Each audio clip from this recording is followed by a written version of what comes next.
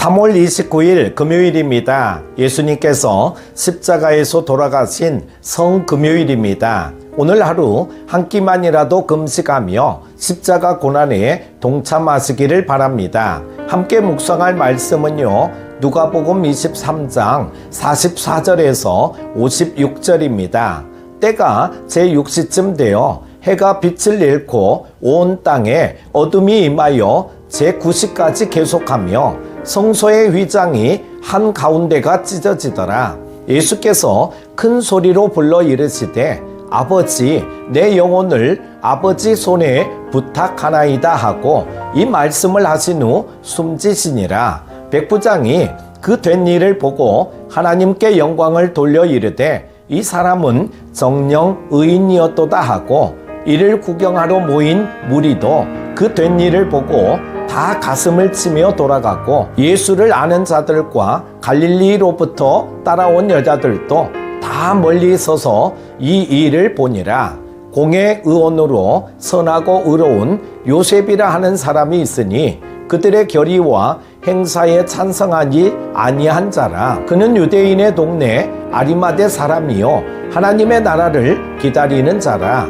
그가 빌라도에게 가서 예수의 시체를 달라 하여 이를 내려 세마포로 싸고 아직 사람을 장사한 일이 없는 바위에 판 무덤에 넣어두니 이날은 준비일이요 안식일이 거의 되었더라. 갈릴리에서 예수와 함께 온 여자들이 뒤를 따라 그 무덤과 그의 시체를 어떻게 두었는지를 보고 돌아가 향품과 향유를 준비하더라. 계명을 따라 안식일에 쉬더라. 아멘. 내일 지구가 멸망하더라도 오늘 하루에 사과나무를 심겠다라는 유명한 말이 있습니다. 흔히 우리는 이 말이 스피노자가 한 말이라고 생각하지만 유럽에서는 종교개혁자인 마틴 루터가 어릴 때 일기장에 쓴 말로 알려져 있습니다. 이 말의 의미는 내일 지구가 멸망한다 할지라도 나는 오늘 나의 일을 꿋꿋이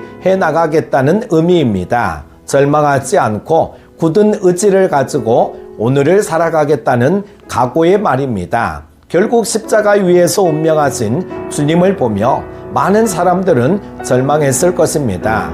혹시라도 마지막 순간에 모든 적들을 물리치고 십자가에서 영광스럽게 내려오시지는 않으실까 기대도 했었을 것입니다. 하지만 특별한 이변은 일어나지 않았고 지금까지 십자가에 달렸던 죄인들과 똑같은 모습으로 예수님께서는 운명하셨습니다. 모두가 절망하며 집으로 돌아갔을 순간에 여전히 소망을 가지고 자신의 할 일을 묵묵히 하던 사람들이 있었습니다. 골고다 언덕 십자가 앞에서 모든 과정을 지켜보았던 한 로마인 백부장은 예수님께서 운명하실 때 예수님을 향한 자신의 믿음을 고백합니다. 예수님의 마지막 순간에 하늘이 어두워지며 지진이 일어나고 무덤이 열려 죽은 성도들이 부활하는 모습을 보면서 백부장은 예수님에 대한 진실을 고백합니다. 47절입니다.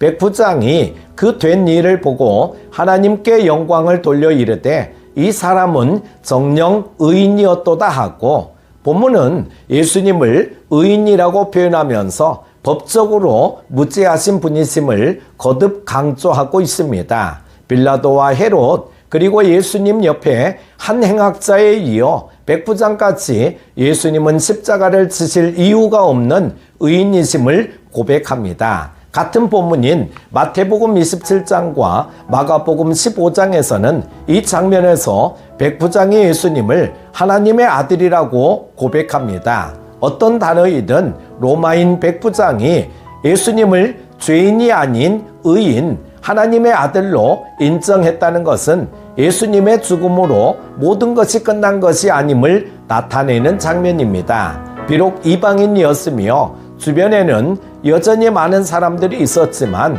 백부장은 자신이 고백할 말을 고백하였습니다. 로마인 백부장과 함께 아리마대 사람 요셉 역시 예수님의 운명하심에도 불구하고 자신의 믿음의 고백대로 행동하고 있습니다.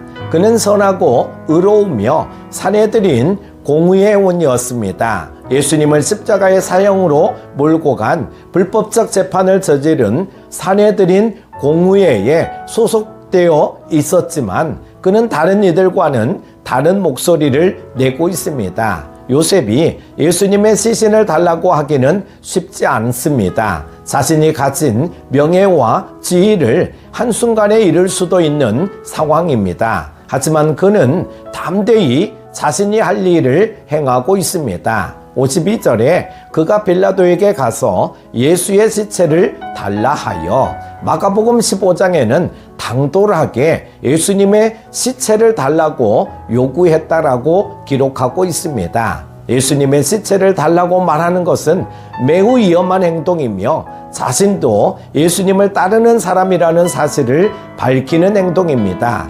베드로가 대제사장의 집마당에서 3번이나 부인했던 행동에 비교해 본다면 요셉은 위험을 무릅쓰고 예수님을 향한 자신의 신앙을 고백한 사람임이 분명합니다. 요셉은 예수님을 따르는 제자로서 마땅히 해야 할 일을 하였습니다. 로마인 백부장의 고백, 아리마대 사람 요셉의 용기 있는 행동과 함께 갈릴리에서 예수님과 함께 온 여인들은 예수님의 무덤의 위치와 예수님의 시체를 어떻게 두었는지를 확인하였습니다. 이러한 행동은 안식일 후 향품과 향유를 준비하여 장례를 확실히 치르기 위해서였습니다.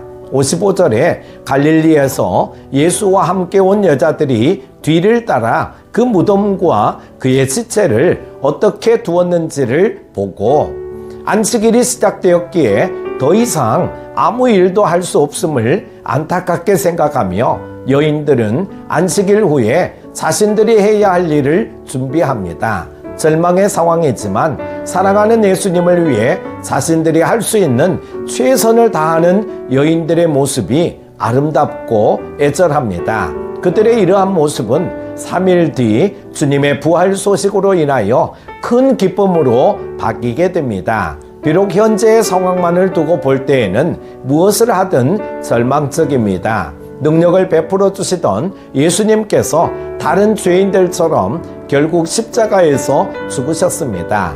메시아로 믿고 따랐던 예수님께서 돌아가심으로써 이제 무엇을 어떻게 해야 할지도 모르는 상황입니다. 그러나 절망의 순간에도 로마인 백부장은 믿음을 고백하고 아리마대 사람 요셉은 자신이 주의 제자임을 드러내었으며 여인들은 예수님의 장례를 제대로 치를 준비를 합니다. 이들을 보면서 예수님의 죽으심이 끝이 아님을 볼 수 있습니다. 절망의 순간이지만 자신의 역할을 감당하는 사람들을 통하여 작은 소망이 시작되고 있습니다. 예수님께서 십자가 위에서 다 이루었다라고 외치신 것과 같이 각자의 자리에서 최선을 다한 주의 제자들로부터 시작되는 소망입니다. 오늘 우리도 우리의 자리에서 예수님처럼 우리가 할 일을 다함으로 주의 기쁨이 되는 삶을 살아가실 수 있기를 바랍니다. 오늘 하루도 성령 충만하십시오. 기도합니다. 비록 예수님은 십자가에서 운명하셨지만 여전히 주를 따르는 사람들은 믿음을 고백하며 자신들이 할 일을 하는 것을 보았습니다.